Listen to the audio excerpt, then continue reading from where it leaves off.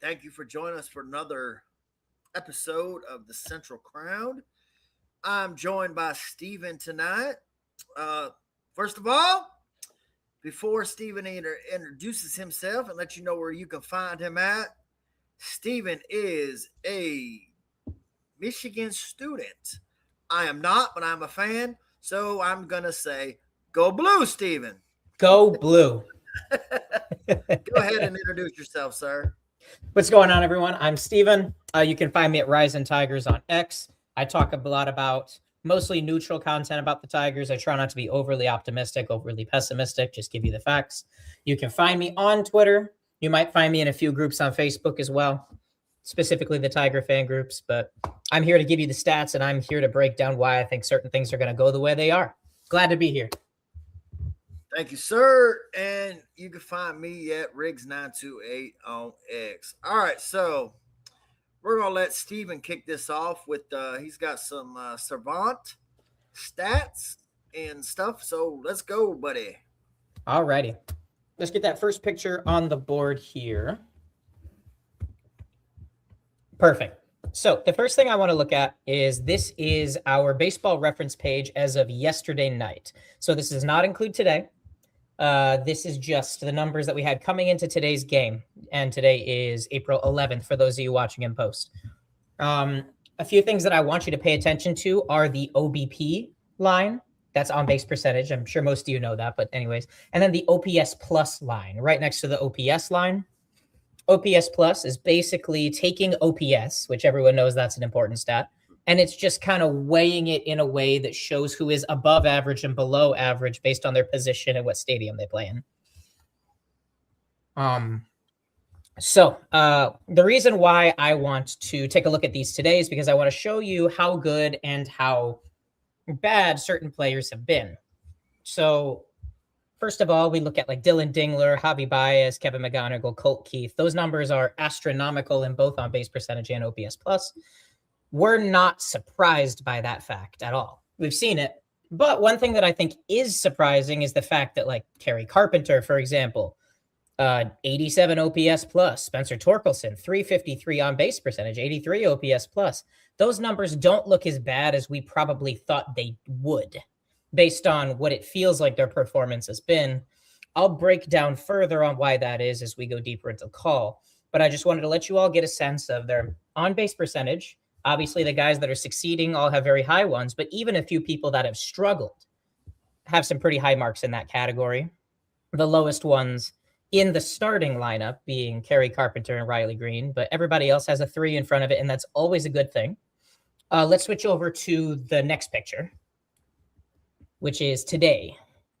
So the OPS line on the right shows you the OPS is after today's game. I wasn't able to get on base percentage just because those aren't updated until the day following. You see Kevin McGonigal's OPS has gone down a little bit despite the fact that he had a hit today.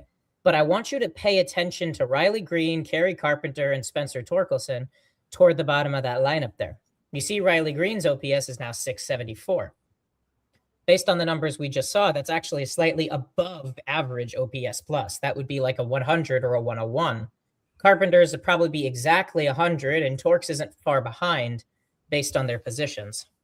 It seems like they should be abysmal, but I think what we're looking at is these guys are finally starting to find their approaches and starting to kind of get their legs underneath them, despite the fact that the results haven't shown yet. And I think the numbers actually do indicate it a little bit. What are your thoughts so far, Riggs? So, I'm going to tackle this guy first. Let me tackle Colt Keith. Colt Keith. So, you remember before the season started, I was talking about how, the word coming out of camp was his exit velocity and everything. And I remember you were one of the ones like, let's see how that calculates, he's looking very well. Very good, as a matter of fact. I am disappointed that he gets pinch hit so much.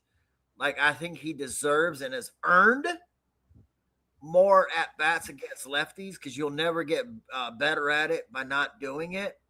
Um, but I like what he does, right? Like, I really do think he's a 1 through 3 hitter. Um, yes, Maria, I agree so much. He he's proven to be an everyday player so far. Um, his at bats, his hit, like everything he's doing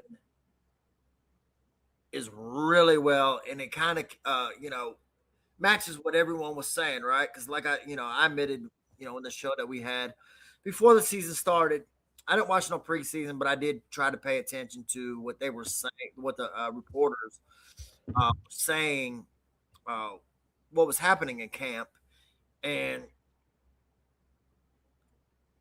so far it's matching, right? Like his velocity, everything, his doubles. He's got the hell. He had that one. He almost took it out against Minnesota.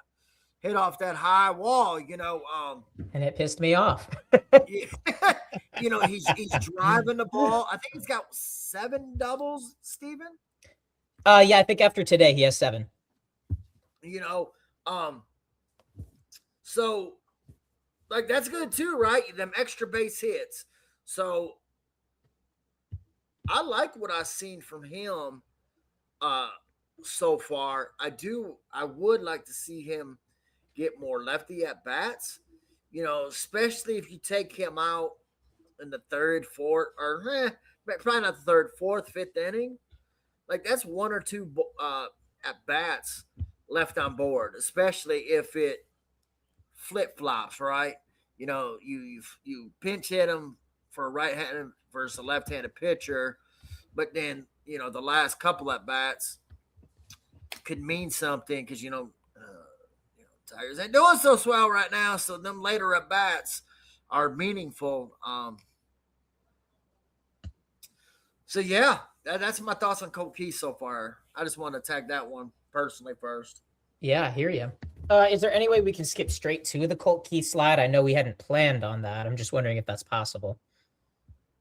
Perfect. Okay. So this is Colt Keith's Baseball Savant page.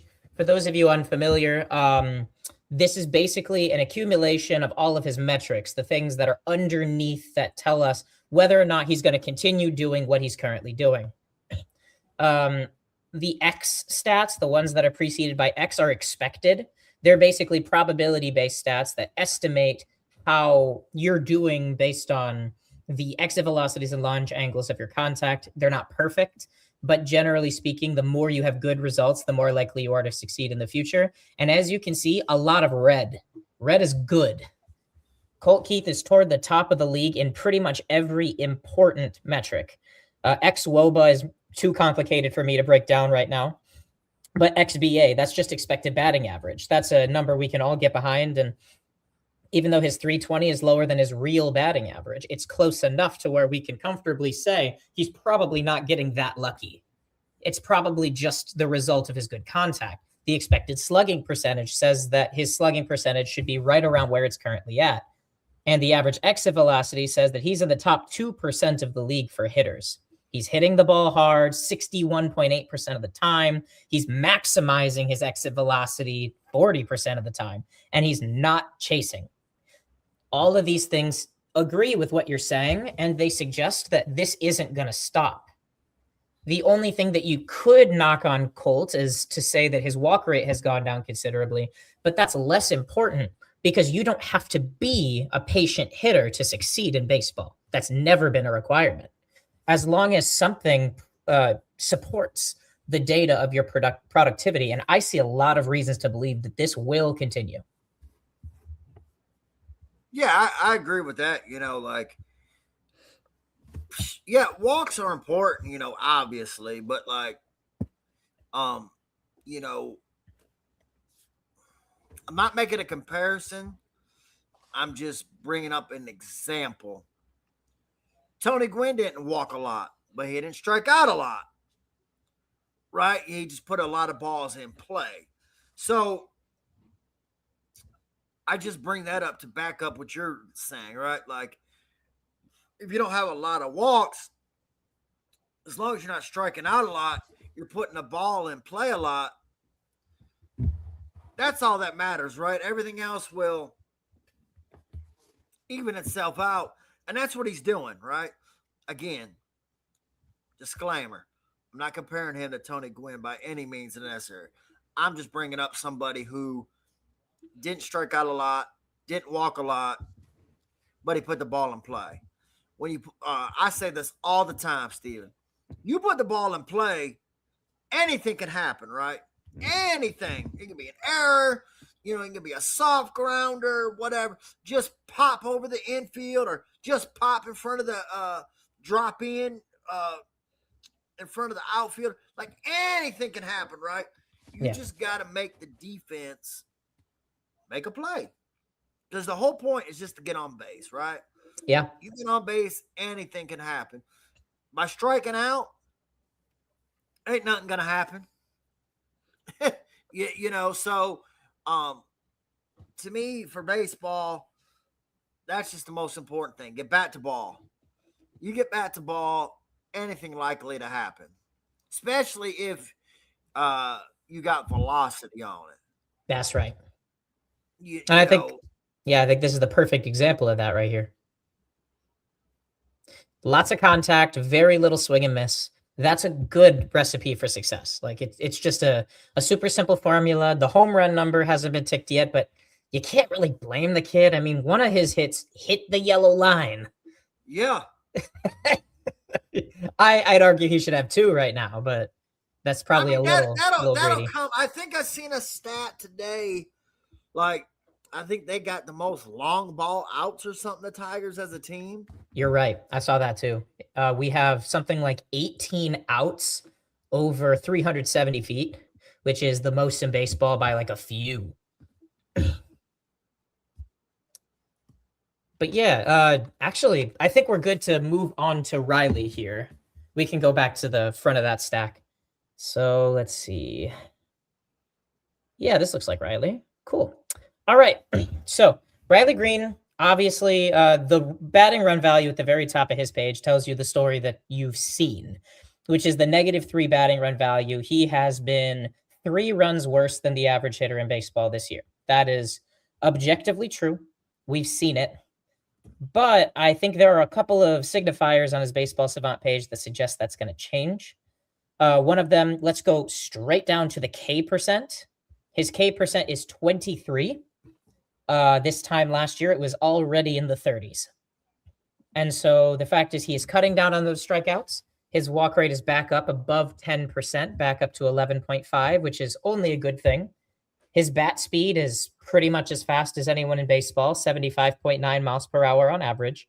That means his A swings are 80 plus and his B swings are still in the low 70s. And that X slug, the expected slugging percentage being 475, suggests there is some damage that has just not fallen in for him. He's still hitting the ball hard over an average amount of the time at 45%. And he's not chasing outside of the zone very often, the way that he was doing a lot last season. I don't like the results that he's put up to this point, but I do like Riley going forward, especially from what I saw from him today, the plate discipline, and then finally ticking in the home run category. I think he's going to be just fine. Yeah, I didn't watch today's game because I was at work. I didn't watch the last 2 games, actually, because I was at work. But from what I've seen, one, he still don't come in. Today, I know he hit a 3-run homer, if I'm correct, right? Yes.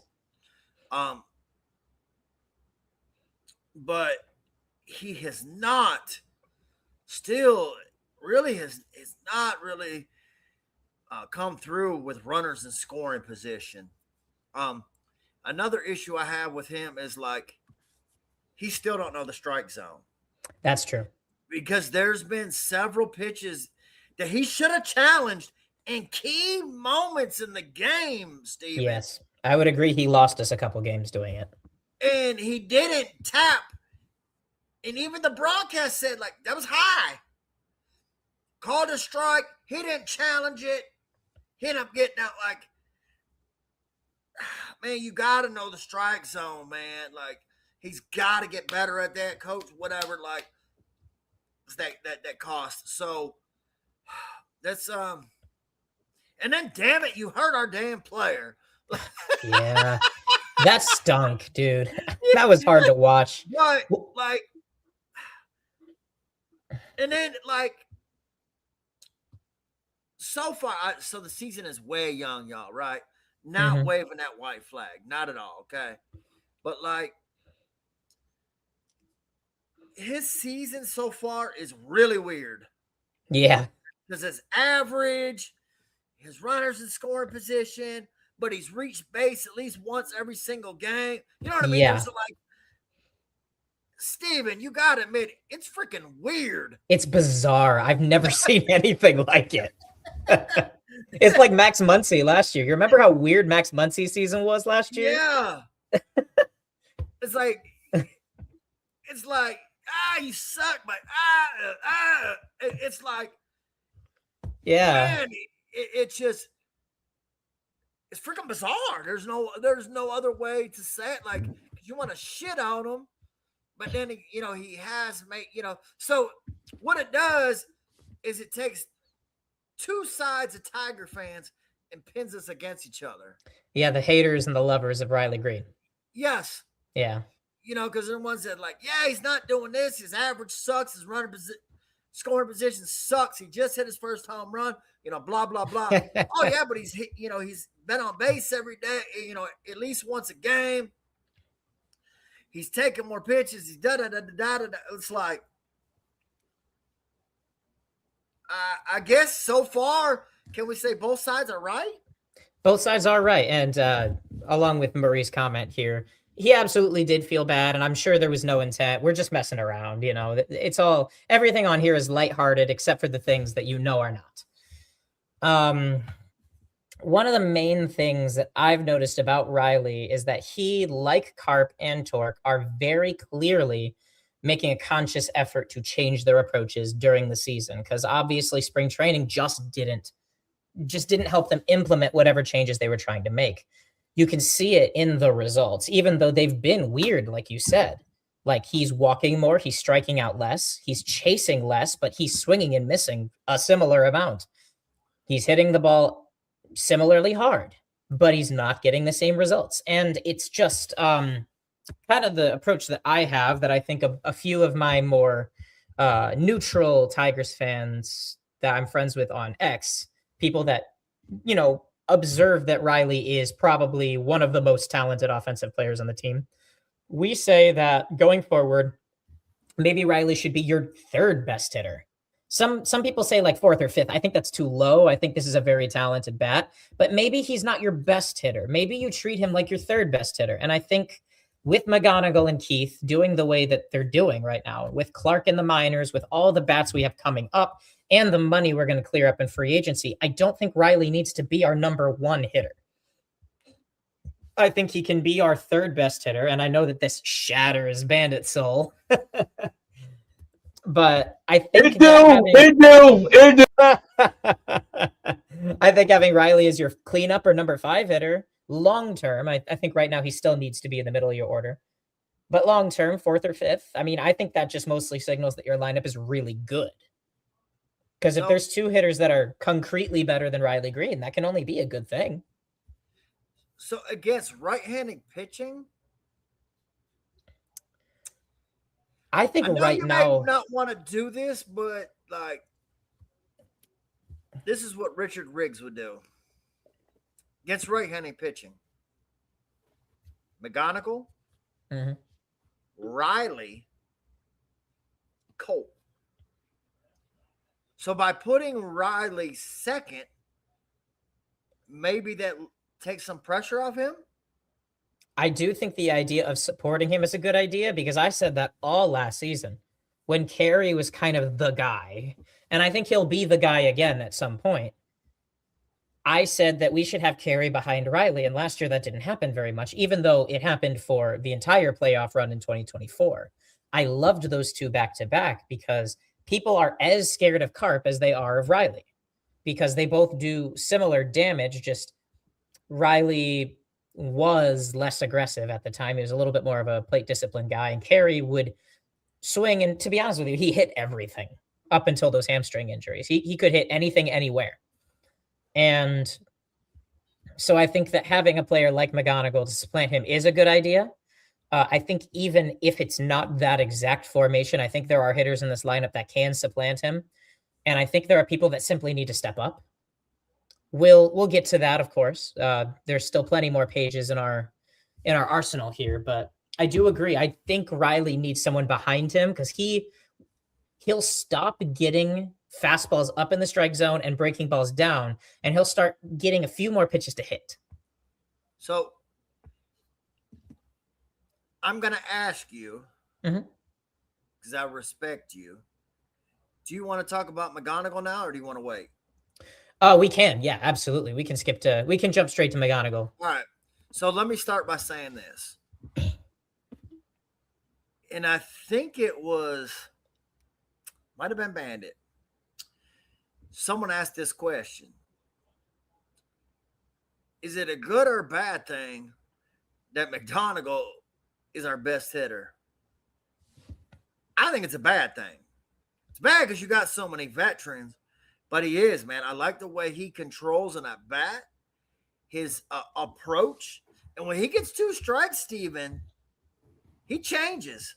That other one, was that double he hit the other night? Like, that was low. Yeah. The splitter one. He pulled it, but he yanked it. I mean, that was a nice, like, his, I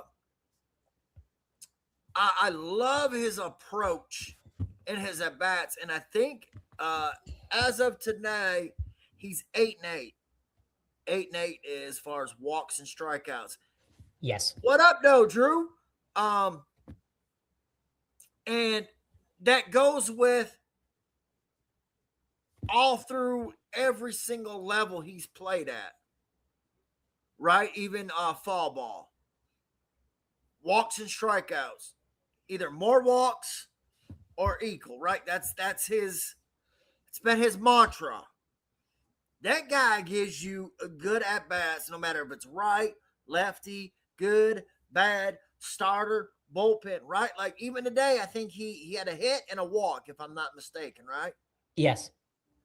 And the hit was a double. Yeah, like, so the home runs haven't been there, but the extra base has been. And then and then on top of that, I was told that the kid couldn't play defense. Yeah, I was told that too.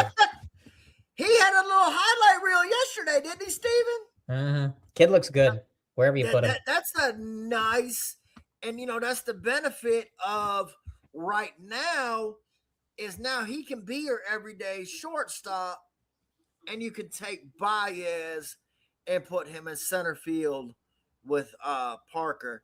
But I'm saying everything that I said, I am very pleased with McGonigal so far. Do I see a wall coming at some point? Probably. Understandably. 21 years old, skipped a whole level in baseball, which don't happen often. But I'm very pleased with what I have seen with this kid, man. I'm still waiting to hear the bad part. Yeah. I mean, is there a bad part? I'll let you. Yeah, I mean, I understand the question, of course. Like, obviously, you would love not to have to rely on a rookie right away because, it could go sideways. He could have the signature rookie slump. He could have the sophomore slump next year. All of that. But, I mean, were the Angels unhappy in 2012 when Mike Trout was immediately their best player? Same with the 2012 Nationals. Were they unhappy when Bryce Harper was their best player? And I mean, there's a lot of rookies like that. I mean, Vladdy Guerrero took a little bit longer than those guys, but when he kicked it off, he was instantly the Blue Jays' best hitter in 2021 when he finally got his feet under him. And I think sometimes it takes a truly once-in-a-generational talent to ignite other players. And I think that's why Kevin made the team, not just because of his performance in spring training, but also because he lives and breathes baseball and it's infecting the team already. Every single one of these guys, except Javi, because Javi is Javi, has seen their walk rate go up, has seen their whiff rate go down, has seen their K rate go down, and they've made a lot more contact. Their expected batting averages are up. The entire team, except Javi, because Javi's always the exception. But you look at his Savant page here, there's nothing not to love. I mean, the average exit velocity is going to go up. It's way too early in the season to even pay attention to that because like it's cold as all hell out there. And also, just like in every other way, you see he's mashing. The hard hit rate could be higher, but like the launch angle sweet spot looks good. He's squaring the ball up a lot. His expected slugging percentage, even with these metrics, still looks beautiful at 488. I think that's higher than his actual number currently. The XBA is lower than his actual, but it's still above average markedly. And the walk rate is high. The strikeout rate and the whiff is low. The chase is low. I see like there's gonna be a wall because there's always a wall. You're not gonna as a rookie in this league, the odds of you hitting 300 for an entire rookie season are not that high. But I do think he will be one of our top 3 hitters at the end of the season, and I think he is going to, by the end of the season, make everybody 2 to 3% better. And I think that's important, even if it means that the team we had going into this year wasn't as good as maybe we thought, and it's getting better as it's going right now. Yeah, and he's moved to the top of the lineup real quick. Yeah. You know, is anyone... He started number 6. Yeah. Which is fair. Like, I can't say I disagree with Hinch on that, right? Take a little pressure off him. You know, he's not... You don't want to put him at the bottom because he is, you know, the potential was there, right? But, yeah. You know, it was really, really, really quick. He got moved up into that. He's like that number 1 or 2 spot. Yeah, sometimes 3. You know, I think that's perfect for him. Yeah.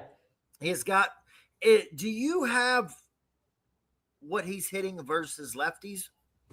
I can find it. Give me 1 second. You know what? While you're doing that, Steven, can you find me what our lefties are hitting against lefties, period? Yes, I can. Give me 1 second to find McGonigal himself, and then I'll find the team. I got to go down to splits. While you're doing that, I'm going to, since we're on McGonigal, I'm having you do that. Let's talk about his defense. His defense, good. I'm not saying is Gold Glove, but it's better than Colt Keith. Like he is playing solid defense. That play that he made at shortstop yesterday, I don't give a dang who was running. That's a strong play. Yep. It's as close as it can be with deep anyone. In the hole, in the outfield grass, and you get the guy at first. That's a strong play. Yes. You know, he has shown the ability to play, which I think that's pretty impressive for a rookie too, right? He's played second, he's played third, he's played short. And he's played pretty darn well. I mean, he's not on this roster to be Ray Ordonez, right? Like that's not why he's on this. Shout out to the old folk out there who know who remember who Ray Ordonez was. That's not why he's on here on this roster. He's on here for his offense. But man, if you can play a solidified defense, that's all we ask for. That's right. That's it. You know, we know what you bring to this team. It's your offense. So if you can play adequate defense to where I can trust you to be in all game, I could trust you to put you at several positions. Yes, he did, Marie. He made a perfect throw to Torque. And, you know, that's another thing we get into, right? A lot of people shit on Torque's defense. Like, and, you know, some, I think, you know, say like it's below average, this, that, he, you know, stats. I like Torque defensively at first. He's stable. He's very stable. He, you know, he stretches out, he makes play. Like, So I don't know what they're statisticing on, but I like him at first. I think he's a average at least first baseman. Um, yeah, I've been really pleased with the defense for something that I have read for years that was not a plus of his. And I'm not saying it is a plus, but I don't think it's a minus either. No, I think I like Torque's presence at first. I just hope that he can put it all together this year, because if you have a guy with the talent of Torque and you can put him together finally, that's a huge piece in the middle of your order, because he doesn't have to be phenomenal. You've got tons of talent, like I keep saying. But I have those numbers you requested. Okay. So Kevin, against left-handed pitchers, is batting .571 with a 1,196 OPS. Good Lord. Yeah, he's crushing lefties to start the year. It's a small sample, Right. but he's more than 1 for 2 against them with damage. The team left versus left is batting .350 with an 830 OPS. Okay. So in, again, a small sample, there is a reason to try to give Colt and Carey an at bat every now and again against a lefty. I think the reason why Hinch has opted with his platooning the way he has is because Jahmai Jones, Matt Vierling, Zach McKinstry simply have not gotten reps at all. And that's the challenge. I don't always agree with when he's done it, but the lack of reps for them is challenging. They're scuffling because they're just not seeing pitchers day in and day out, and none of those guys are supposed to be full-time bench players. Yeah, I don't like what's Riley hitting against lefties? Riley. Let's see. And while I'm doing that, can we pull up, we were just talking about Torque, so let's pull up Torque's Savant page while I'm doing this. Okay. So Riley against So lefties. I'm not the Savant guy, but I will give feedback on what I have seen watching the games. I do like his at bats. I like overall, I think he gives you better at bats than Riley does. He does on a daily basis. And he's been walking a lot. Like he's been having some really good at bats. And the only like, kind of like I said, Riley earlier, like he needs to learn the strike zone, like challenge when there's some challenges that I think he should have made that he didn't. That would have went in his favor. Torque misses so many or does not even swing at pitches right down the pipe. Yeah. Like, that is a huge issue, man. It's been years. Like, man, when you get them cookies, man, you got to take it, bro. Yeah. And he misses them so much, Steven. So much. I don't know why. But man, when they throw them cookies down the pipe, man, you got to rob that cookie jar. Yeah, and he just don't. Yeah, it's so true. So just kind of to put a pin in Riley and move on to Torque. Riley is batting .333 with an 889 OPS against lefties. Oh wow! So he's actually been pretty good against lefties. Again, so very small sample. So far, yes. Small. Okay. Yes, but you also have to understand that goes with a .556 on base percentage. So basically, on top of the fact that he is 2 for 6, he's also walked 3 times. Okay.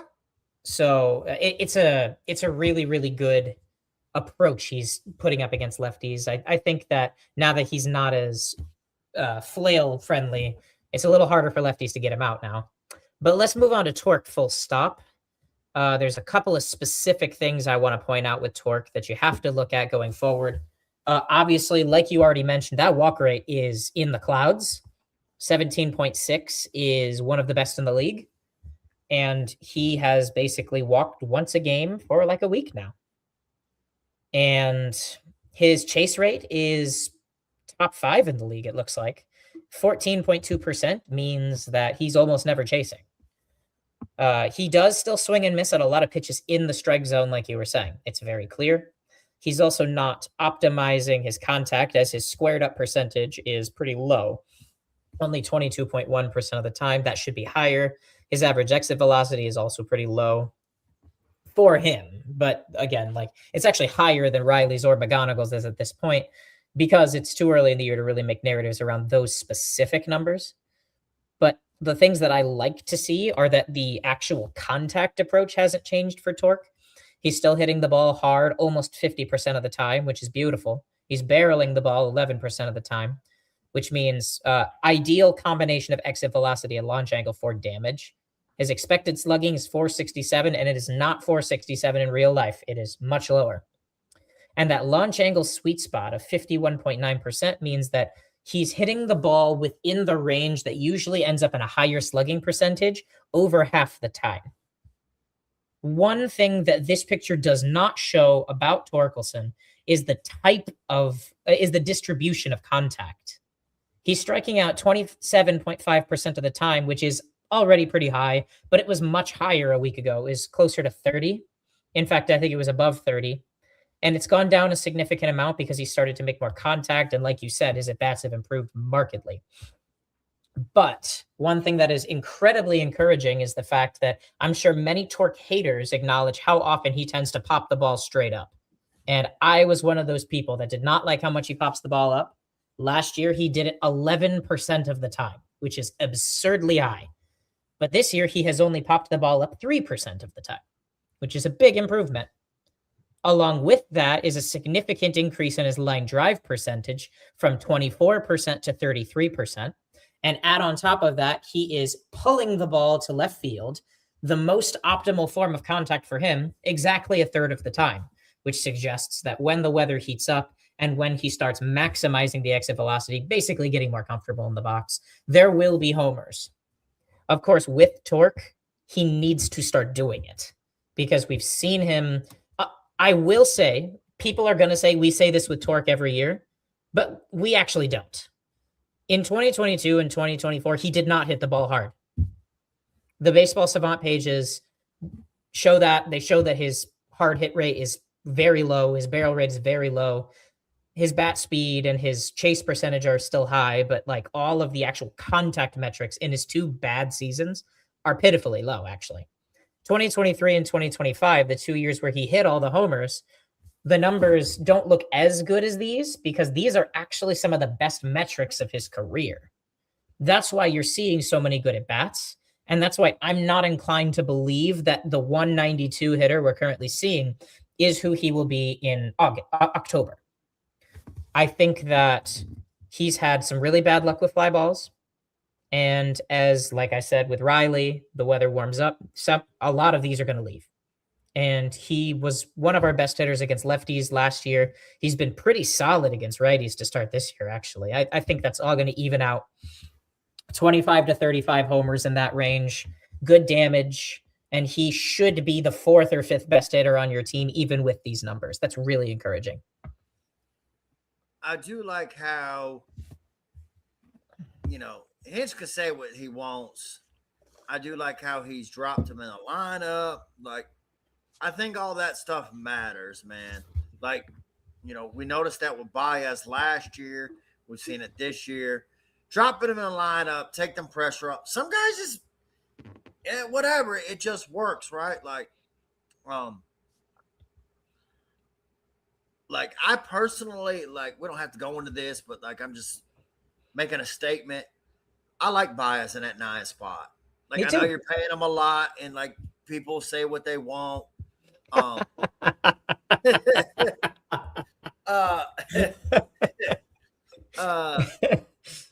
I like that. I like him in that 9 spot because when you come, because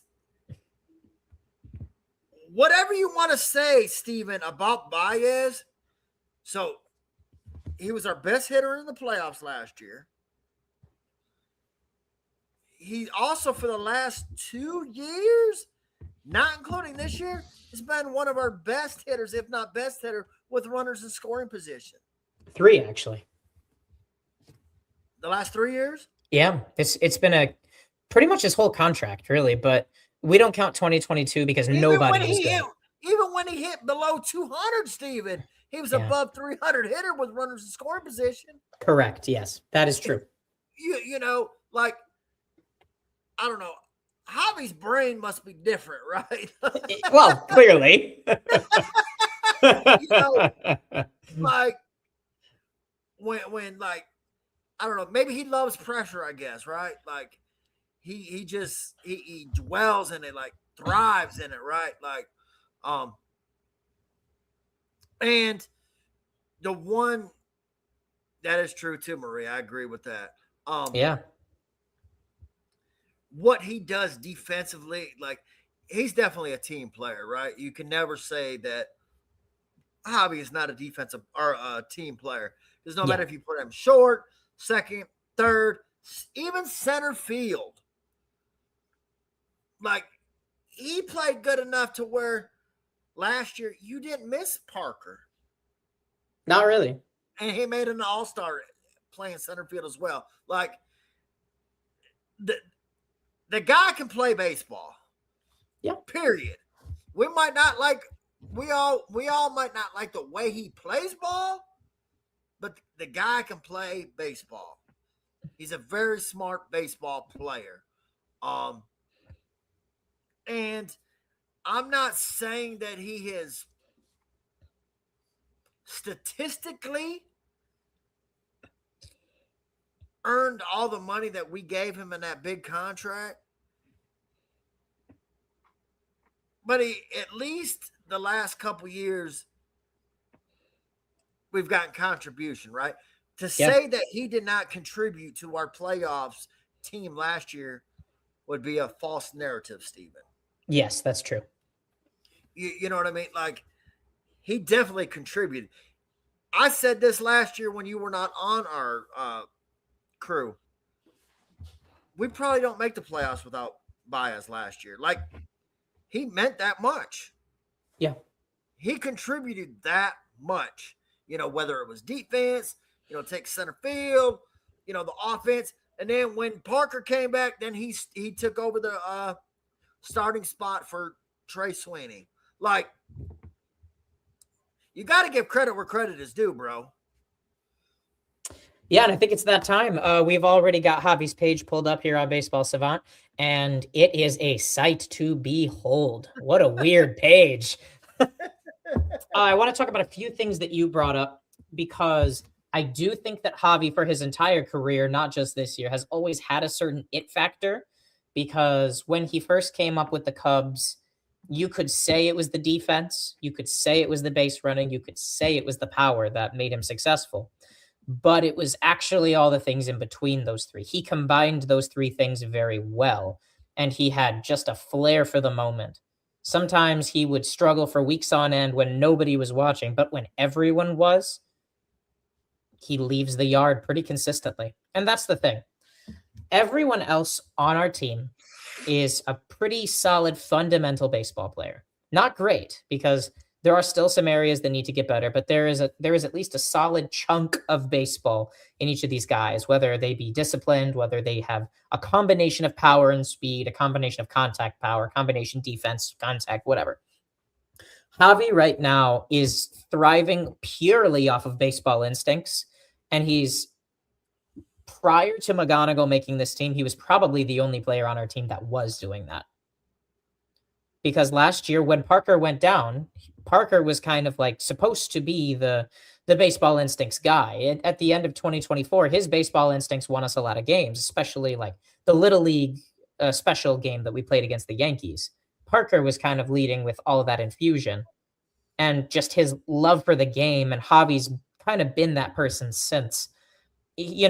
Obviously, him against a right-handed pitcher always scares me, because he cannot hit the sweeper, and his decline coincides with the sweeper becoming a significant pitch in baseball. Did you know that? Yeah. Same with Tim Anderson. You know how both of them kind of declined at the same time? So I'm going to disagree with you a little bit. Tim Anderson's decline came when Jose Ramirez knocked his ass. Yeah, that's true. It could have popped out. It could have popped out one of his eye lenses. I don't know. Hey, I'm with you when you're right, but look, we got to admit, Steven, he has not been the same player since he got knocked out. I will say, I hate the Guardians so much. I don't hate J-Ram. No. You can't make me hate J-Ram. The only reason I hate him is because he does so good against us, right? Like, yeah, but I kind of forgive him. Respect, he's a good ball player, great ball player. Because it's like I kind of hate Steven Kwan because he does well against us. I just can't have that feeling about J-Ram because I just love the way he plays. I hate Cleveland in every other way. They can go drown in Lake Erie. I don't know, but I feel the same way about Salvador Perez. Yeah, Salvi's just a pure ball player. A lot of respect. Yep. And I think that we as the Detroit fan base are one of the few fan bases that are actually able to respect players like that. But, I digress. Back to Javi because he deserves a little bit of a moment here. There isn't really a whole lot to love here on his Baseball Savant page directly, besides the fact that I assure you all of these numbers are significantly better than they were a week ago. Last week, for example, like the average exit velocity was around 83. It's now up to 86. Barrel rate was around 2. It's at 3 now. Still not great, but significantly improved. Same with the hard hit rate. The bat speed looks fine. If he starts making more contact, I mean, he's only K'ing 21.6% of the time. That's fine, actually. If Javi K's in the low 20s, he's probably a pretty decent player for us. And his expecting batting average of 273 actually suggests that the projections think that a lot of the contact he's making should be falling in, which is encouraging because, his actual batting average is, it's over 300, but it's not significantly higher than 273. You get concerned when it's a massive gap. Like last year at the All-Star break, his expected batting average was down to like 240. And he was at around 280. And then you just kind of saw the gap close slowly because he was just starting to feel his hip. But I got to give Javi a piece of credit. And that is that he is constantly defying the odds. I think that even with a bad Baseball Savant page, and that's why I kind of brought Javi. I think that even with a bad Baseball Savant page, as long as Javi is healthy and he's not ailing from that hip, I think he is the first half of 2025. I think that's about his ceiling. I think he'll be a 2.5 to 3 WAR player, which means that makes us 2.5 to 3 wins better than we would be without him. Very valuable.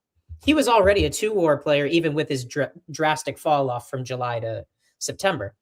I think that he should still be productive and not to overlook him in the 9 slot, like you said, because he's getting fastballs to hit.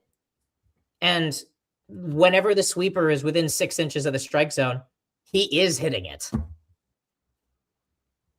Especially if you're in that 9 spot and there's less than 2 outs and you have McDonough behind you. You're going to see pitches to hit, right? Like, so because you are seeing teams are starting to, I don't know if they want to say afraid of McDonough, but they're cautious. Yes. There is a difference, but they're cautious. But are you done with this bias thing? Because there's another player that I would like to talk about, and I have seen some comments about. Yeah, who is it? Because it might be someone that I have. Dingler. Yeah, go to Dingler's page. I've got Dingler. So, do you want to lead out, or do you want me to give a little overview? What do you want? I think you should start because then I'll just break down further what you're saying. Okay. I'm sure that what I have to say agrees with you. Dingler, I personally have liked him ever since he was in college. For shout out Bandit. Ohio State. No, but I've always liked him, and I was glad when the Tigers drafted him. He was always known as a defensive minded catcher, and he won the Gold Glove last year. But his offense, he is the eye test. Like he doesn't walk a lot, but he don't That's strike fine. out a lot. Um, he does give you good at bats. Man, it ain't gonna like this. I would rather have Bandit. I'd rather have Dingler up in a clutch situation than Riley. I agree Yeah, with you. I completely agree with you. Well, appreciate I that, Bandit. appreciate Thank that. you. Um, I think he does. I like him in that 4 spot, Steven. I really do because I think he commands a strike zone. And I'm gonna switch it to defense just real quick. That's fine. Uh, his challenges. He won 7 straight before he lost one. And the one he lost was very close. Yes, like he knows the strike zone. Like, uh, he's very good, very very good. And remember when him and Jake were like this, and then Jake got injured, and then Dangler went above. Well, now it's like this. Yeah. you Yeah, know, absolutely. it's like I absolutely love the kid, man. Like, I don't want to say he's a weird player, but like, cause he don't walk a lot, he don't strike a lot, out a lot. He gives you good at bats though. Hits for a decent average. Average, right? Like, he's just he's a good ball player. Mm-hmm. And what he get, so what he gives you, like, so, I haven't known you long, but I know you, enough, I think, to know baseball. Yeah. Defensive minded catchers will have a long career in baseball. Yep. Defensive catchers with a good to a great offensive game. Oh my gosh. Like, and that's Dingler, right? Like, his defense is Gold Glove, right? He's won it. He's got the the customized glove this year. But the offense he gives you with it, like, man, dude he's a stud. Yeah, I don't think you're actually overrating him at all. I think it's important to actually acknowledge the fact that by WAR, by the pure value counting stats, he was the single most valuable position player on the team last year at 4.1 WAR. Without him, we would have been an 83 win team. That's crazy. And it's not surprising to me because his defense was so much better than league average, and his offense was so much better than the league average catcher. You combine those two, and you have one of the best catchers in baseball. I would say he was 7th or 8th in the entire sport, and he hadn't even really gotten to sea legs. There's a YouTuber that I really like watching named Will Lytics. He likes to break down the stats, and he did a top 30 of catchers in baseball, and he got so many of them exactly right. The only person that I can remember significantly that he got wrong, I was worried at first that I was biased about this, but looking at this page, I'm not. He put Dingler at 11th, and the person one slot ahead of him was Shea Langeliers. And Langeliers... That's on power. But I don't agree. Because even if Shea Langeliers hits 30 home runs, he's going to strike out enough to where he's sapping some of his value. And Dingler's defensive value laps Langeliers. Langeliers is not a very good defender at all. But now let's look at his baseball savant to prove why I feel this way. I think Dingler is currently a top 5 catcher in MLB. So you see the red C at the top there, right? Yeah. No Moses here. The XBA 309, that's almost identical to his real batting average. He's not getting lucky. His X slug, 624. That is very much higher than his real slug. He's getting unlucky in power. His average exit velocity is 92.8. That means that whenever he makes contact with the ball, there's a high chance it's going to be over 90 miles an hour. He is barreling the ball 18.5% of the time, which is a top 10 mark in the sport, most likely. Hard hit, 51.9%. That's better than torque. He's hitting the ball at an optimal sweet spot, 51.9% of the time. That's around where torque was doing it. And I acknowledge how good he was at that. But he's also optimizing his power swing with the squared up percentage of 27.9%. All of these things indicate that Dingler is not actually at his peak yet. As good as he has actually been slightly unlucky. Can you believe that? Damn. I mean, the thesis is right here. If somebody wants to say that's not true, look at the metrics and tell me I'm wrong. He's not striking out a ton, so there's no reason to believe these will go down. His walk rate is twice as high as it was last year. He was a very low walk rate last year. Now he's respectable, and that respectable is all we need from him. We've got plenty of disciplined guys. And the bat speed is quick enough to justify all of this because his A swing is on par with the top guys. I mean, not Judge, but like his A swing is probably on par with like Kerry Carpenter.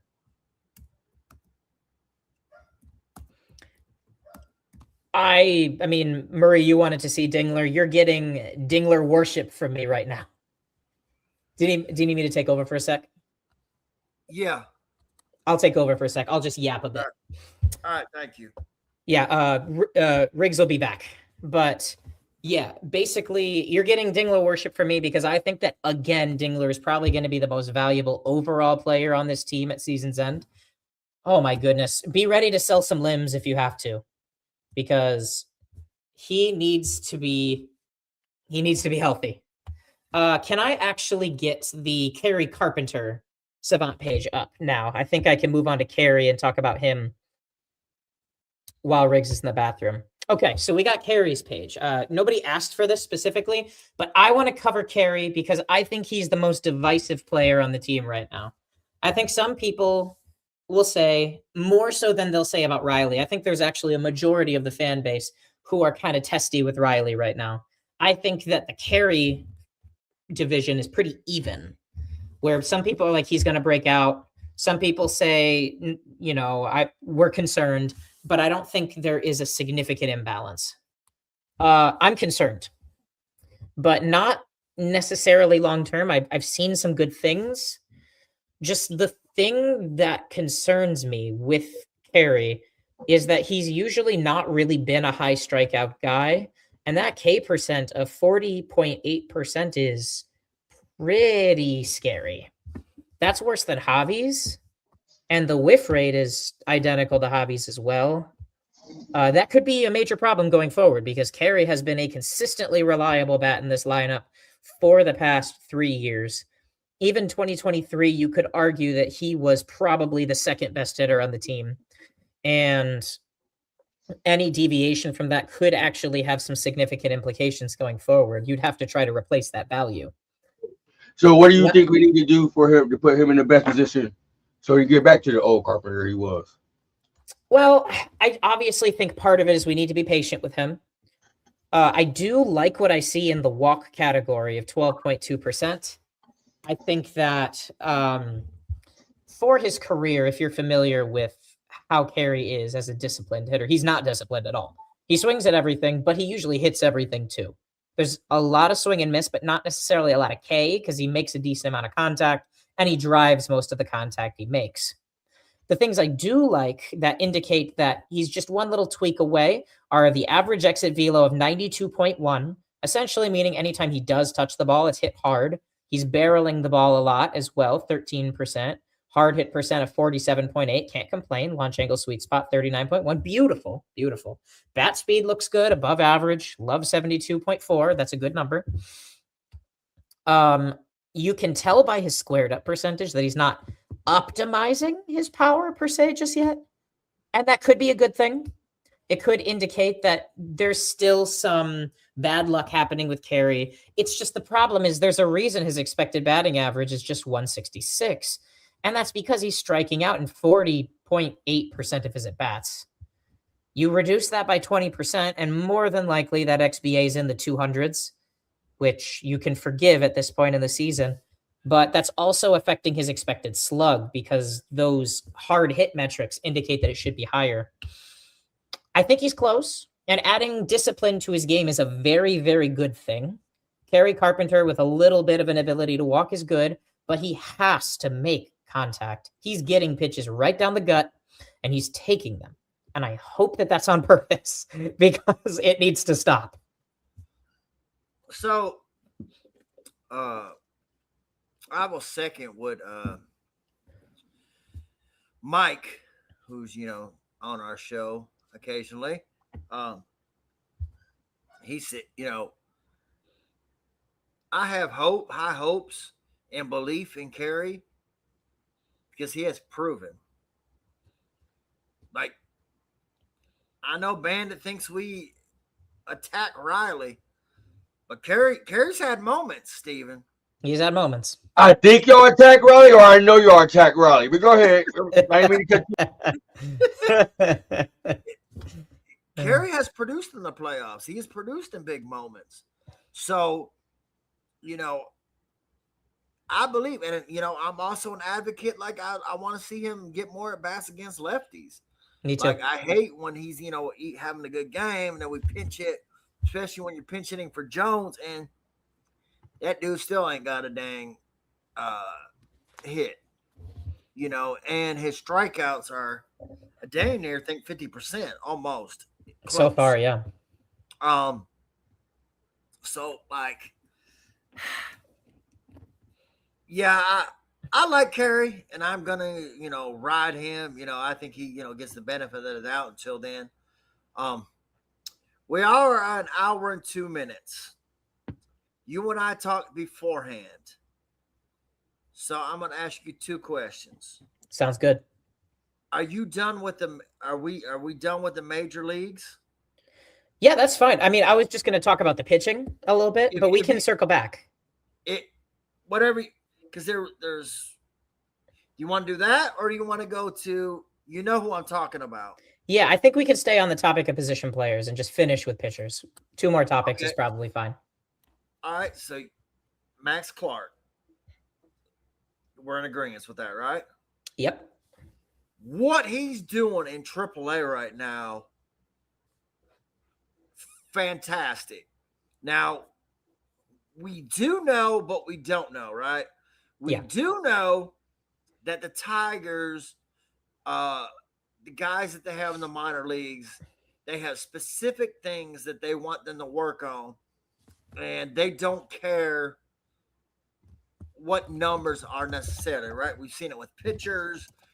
They might have high ERAs or whatever, but as long as you're doing what the Tigers ask you to do, they will bring you up.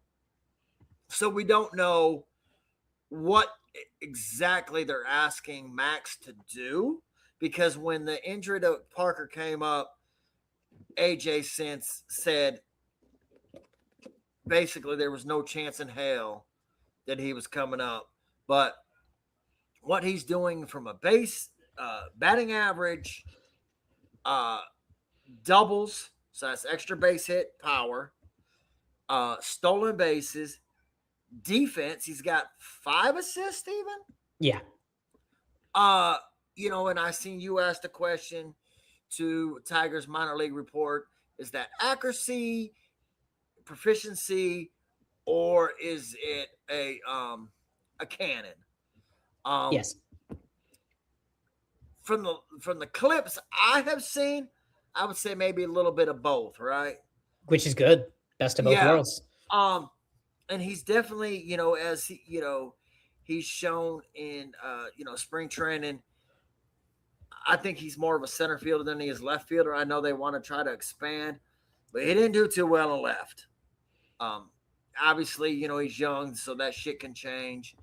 But man, what he's doing in AAA right now for his first little go around, if he keeps it up on all three levels being defense, hitting, base pass, can you really keep him down in the minors for long? Especially if this, especially if Jones keeps struggling, especially if Parker's injuries long term. Can we really? Do you really just leave him down there? Yeah, that's a fair question. I think there's a lot of things that go into that. Ultimately, I think that there were a couple of things right off the bat that made sure that Clark was not coming up this time around. The first one being they didn't want to have two rookies get their year of service time. They wanted to make sure that McGonigal was the only one that will, because he's going to likely be in the top 5 for rookie of the year. Even if Clark comes up, he's probably not going to beat out Kevin for that. So he's probably not going to be getting a year of service time regardless of when he comes up. But also, they haven't quite made the decision yet to move Parker Meadows to the 60-day injured list, which would be Clark's path to the majors right now. So for the fans that were wondering why that happened and why Clark didn't get the call, Clark's not on the 40-man roster yet. And there isn't a slot for him, even with Parker being injured, because shorter injured list stints don't open up 40-man roster spots. But that's not the end of the story either, because Trey Sweeney, our old friend, just got moved to the 60-day injured list with that same shoulder problem that's been nagging him since day one. And instead of adding Max Clark to the 40-man roster, they added a former reliever in Grant Holman, who has seen some major league success. Might be another guy they want for depth at AAA to try to see if they can kind of make sure that they have plenty of good arms. We got him from the Dodgers, so he was encouraging, but I think he's recovering from an injury because they sent him down to the Florida Coast League. And then obviously Wenzel got the call because in terms of raw value, what you're going to get on a day-to-day basis, Wenzel and Parker aren't that far apart. The improvement in defense and speed you get from Parker, Wenzel makes up by being a little bit more powerful and a little bit more aggressive. And so, you're not really downgrading significantly. Whereas if Max Clark comes up and he hasn't quite found his sea legs, he might be a significant downgrade from Parker. And I think that ultimately what they're looking for with Max is not anything specific at this point, because I think he's proven everything. He's proven he can hit. He's proven he can hit for power, run, play good defense. But I do think that the organization doesn't want to admit yet that this is probably the last we've seen of Parker Meadows. That injury was really, really nasty. I don't see a world where he's back before at least August. And I highly doubt Max Clark isn't a Major League Baseball player by then. And they play the same position and have the same tool set, but Clark has a significantly higher ceiling between the two. I just don't think there's a spot on the roster for Parker when Max comes up. And I think it's going to be an immediate difference maker.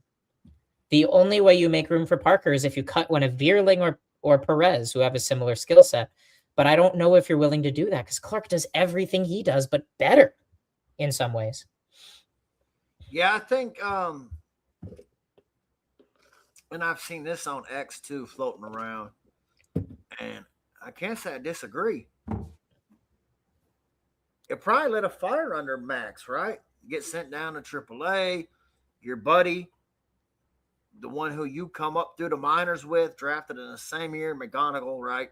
It's very well known, like Greening, Torque, McGonigal and Clark, they were friends. Yeah. They come up through the, journey together.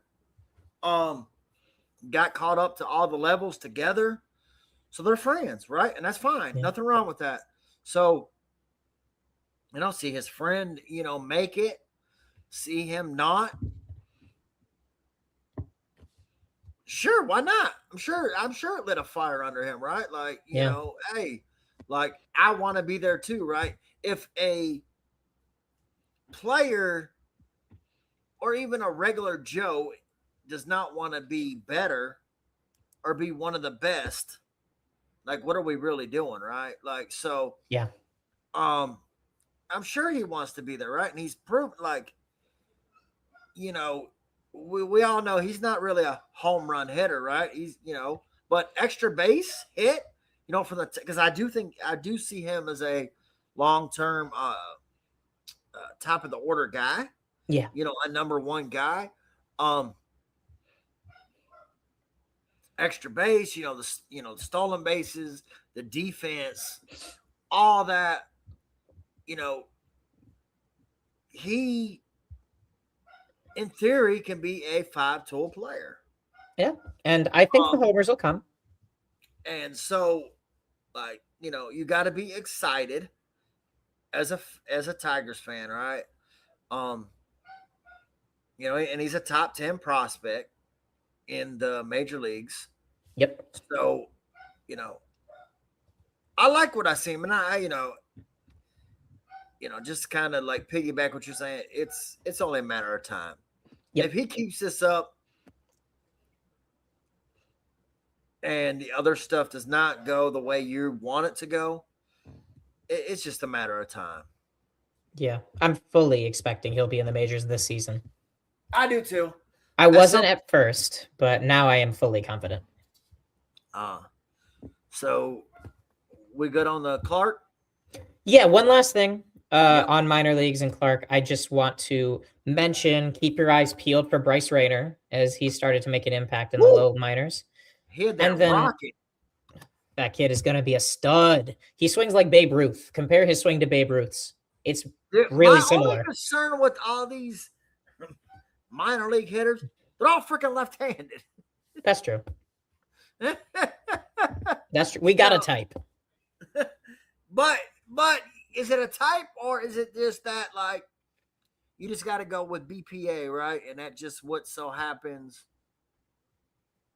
to be there. So you either offset that by trading somebody, or you go in free agency and you get right-handed bat, right? Because you can't have a whole lefty lineup. That just, there's not a lot of lefties, but there's you still need some right-handed hitters, right? But yeah, I think we got a couple that are going to be in the majors soon with like Max Anderson and Hao-Yu Lee that are going to eat up some of the at-bats that Jahmai Jones is taking up, for example. I think they're both going to be valuable MLB players. Maybe not starters. I mean, Max Anderson should hopefully be a starter, but Hao-Yu Lee may be just a valuable 10th man. Those are right-handed guys. And then the next crop, there's a few more right-handers in the lower minors as well, and that are less highly rated, that are starting to gain some more traction. But I think this year there's going to be a little bit more of a push for that. And then there should be more right-handed hitters in the coming free agent classes, like you said. I'm optimistic. I think it's good to have a surplus of talented players that you can trade as you need to. It's good to have a lot of one thing because everyone's looking for something. Absolutely. And then Jahmai Jones, it's too early to say for me, but I wouldn't mind if we moved on from him. Like, I don't have much to say because he's done nothing, and so there's nothing to analyze. All right, quick questions. I don't want to make this a whole half-hour segment with him. Yeah, we shouldn't. Just a quick question to you. I would say now, but what's the leash? I mean, it would be okay if you cut him now. Like there is certainly an easy way to replace him. And the easiest way to replace him would be just to bring up Max Anderson. I mean, the kid looks good and he's ready. Jace Young, another lefty, but who cares?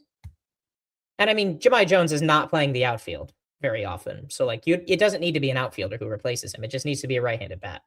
So either Anderson or Hao-Yu Lee, they're both major league ready. They may not be that great, but they'll certainly give you a competitive at bat because they're both always a competitive bat in the minors. I think Jahmai Jones had his moment, and I'm willing to give him a few more at bats because he's had almost none. I know it feels like he's had a ton, but he's really only had like 5 at bats, maybe 6, maybe 7. Like it's not a ton. So I'll move on from there, but I think Hinch feels bad for him a little bit because he hasn't got any playing time, but I'd be okay with moving on. I'm not a Jones keeper. No, not based on this year. All right, so last segment, you want to talk about some pitching? Yeah, let's get that pitching chart up on the screen here. Dang, it's pretty crazy. The hitters took an hour and 15 minutes. Yeah. I mean, that's because we can't do an hour and 15 of pitching now, Steven. No, we won't. There's a couple of specific things I want to highlight here. Yes, sir. And it's the walks, because they've been a problem. But I do want to make it very clear that it is an unsustainable problem. Jack is not going to walk 7.1 batters per nine. Casey is not going to walk 4.4 batters per nine. He never has. Justin's not going to walk 5 batters per nine. Tyler's not going to walk 6 batters per nine. Kyle is not going to walk 12 batters per nine. We are currently walking about a half batter per inning. Last year, we walked about a third of a batter per inning. So basically, this year it's 4.5 walks per nine. Last year it was about 3.4 walks per nine. That's not sustainable, the 4.5. It's going to go down. We've actually become more of a control team than we were last year. And Manuel de Jesus, he's a control guy. And yet he has 6.4 walks per nine. That's going to change, even if the success doesn't. But I do think that across the board, we are going to walk fewer batters. And the last 2 games has showed me exactly what I want to see in that regard. And as a result, you see a lot of very high whips on this page as well. Walks and hits with innings pitched. Framber's is actually really high, 1.471. And you'd think that before this last outing that he had done really well, because he did. And, you know, Casey has a 1.55 whip to this point. His first and third outings were really good. My point being that these numbers are going to come down to earth. And when they do, people are going to stop having those big blow-up innings on us. And that's what lost us in Minnesota. That's what lost us the game in Arizona. And ultimately, the big inning is what lost us the last game of San Diego and the last game of St. Louis, and even to an extent, the last game of Minnesota. The things that are currently killing us are going to go down. They're going to reduce. So I'm not concerned about that at all. I really liked Anderson's outing today. I did not like how few strike ones he threw, but I think that's a consensus across the team. Every single pitcher you see on this list needs to throw strike one a lot more often. They need to stop being selective, and they need to pound the zone, because the whips are high because of the walk rates. They're not getting hit. Nobody on this list is giving up a ridiculous amount of hits except Framber, which that number is juiced, and Manuel de Jesus. He's going to give up some hits because he doesn't throw that hard. But, like, there's no one on here that has a ridiculously bad hits per nine rate. The walks come down. The entire staff is fine. And they don't need to be a top 5 staff. I think the offense is going to be a top 10 offense. They just need to be a top half pitching staff. And I think they'll be even better than that. I'm going to tell you a move I want to see. Anderson or Seabald, whatever one, hit the road. Jack to the bullpen. I think he would be more valuable, because it shows, man, once he starts getting them multiple times through the lineup the last couple of years, it's been trouble city. I think Kiter Montero deserves a spot in the rotation, Steven. I think so too. Even that outing that he did with like 4 and something, he did good until he hit that bump. You know what I'm saying? Like, yeah. And what Kiter did in the playoffs last year, even had a save. Yeah. Like, that kid is, I've always said, that kid has got the stuff. Yep. The stuff is not a question. Yeah, I've always said that too. I think that's the move. I like it. I think Jack's stuff plays up in the bullpen if he's put there. I mean, the playoffs, for example, he was throwing 96, 97 out of the pen. Sharp as all can be. And even though he wasn't perfect, nobody hit him in that game. And I think, honestly, at this point in his career, starting is kind of limiting his potential a bit. I think he'll hate that. Yeah. But I think that he's been considerably better the last 2 outings. But if he if he starts to have ka-chunk again, he starts hitting the bumps in the road, I do think he is very valuable out of that bullpen. His stuff plays there. And Troy You can Melton, still make money out the bullpen. Mhm. And I mean, there's guys like John Small's one of them, right? Like he was Yeah. a 250 guy. Yep. Gossage, Chapman. Like there's plenty of guys that have come up starters. Rivera, right? Like and ended up. Well, I'm not saying he a closer. I'm not trying to. I'm just saying. I'm just trying to give examples of guys who starting maybe wasn't their thing, but the bullpen was. Yeah. You know, so there's nothing wrong with that. Like, so I don't know. I kind of like that move. It could be fun. Jack does good like the first time through. Man, you start adding up them, second, third time rotations. Yee, it's a little bumpy. Yeah. The tricky thing is I don't know what you do between Drew Anderson and Connor Siebold to make that happen, because Siebold's stats are actually not bad to start the year. I know that he's dispensable, so in that sense, it's nice kind of having him there and having him do better than we expected in that regard, because he's easy to move on from if he stops. But I like Anderson more because I think once he starts throwing strikes, he will be the better pitcher between the two, because Siebold's never thrown strikes.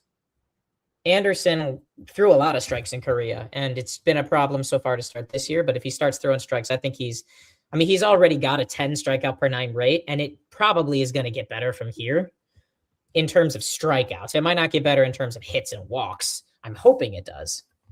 I think my choice would actually be to send down Emmanuel De Jesus, because I think that Holton and Herter, I know, and obviously that's useful, but I think Holton and Herter give you two different flavors of what Emmanuel De Jesus offers. I think the two of them combine to kind of cover what he does. And I think De Jesus needs to be around the organization. I think he needs to stay in North America with us. But I think that it doesn't have to be on the major league roster right now if the goal is to win late in the season. Of the three of them that are in this bottom category, I'd move on from De Jesus because you can keep him if you move him down. He has all three of his options remaining, if I'm not mistaken. Okay. So there is that. And you could keep Anderson and Siebold. I mean, obviously, if Siebold struggles at all, cut him, because he's the most dispensable player on the roster. He costs you nothing. But when Melton comes back and when JV come back, there's going to be some really good, tough decisions. Exactly. Because I like what I'm seeing from Kader. He is not allowing base runners. Look at that whip. Yeah. 0.677. His playoff run was really well. Yeah, I like the kid stuff. I know consistency sometimes is the thing with him, but like, you cannot say that the kid does not have major league stuff. He does. Because he definitely has major league stuff. And anybody who up and down, up, like I factor that in too, right? Like, you might be up in the major leagues for a start, and you go down in the minor leagues for a start, and he's done that too, right? Like, like, so Matt Manning was doing that for a while, but he didn't handle it well. Exactly. So, and now I think he's out the league, right? So yeah, and he's got Tommy John now. Yeah, so I mean, yeah, I like Montero when he's on his own. So, saying all that to put all this stuff in a ball, I think Tigers will be all right. They just got some kinks right now, but I truly believe we'll be all right. I second that sentiment. I basically have major ears tired trying to make that point because I care so much about this team. Marie. I'm ready for him to go. Yeah, I don't know if he's going to have the same arm when he's back. I'm not trusting it, but anyways. Yeah, all that's to say, I want the Tigers to do well, and I see a world where they do, even with the start they're off to. I think there's going to be some good times ahead, and if there aren't, then grab your torches and pitchforks because I'm right there with you. But is there anything else you want to cover, Steven? You good? I'm all good. Thank you for wading the waters with me here. Oh no, hey, perfect. I appreciate you for covering me for a couple seconds. It was great chopping it with you. Thank you for bringing the nerdy side to it, the stat side. I do not understand that side all the way, but I do appreciate someone that does and help me navigate through it. Um, so I'm always all ears open to that. Um, but hey, man, appreciate you. Thank you for joining. Thank you for holding it down. And go ahead, tell them where they can find you, sir. All right, my pleasure. And yeah, just go ahead and check the bottom left-hand corner of my screen right here, Ryzen Tigers on X. Just start following me en masse. Get me thousands of followers here so I can start being a little bit less neutral. I can start taking the hot takes you all want to hear from me. All right. Thank y'all. Thank y'all for joining. And please, please, please, please subscribe. We appreciate that to Detroit Fan Report. And we cover several shows. We cover your NBA.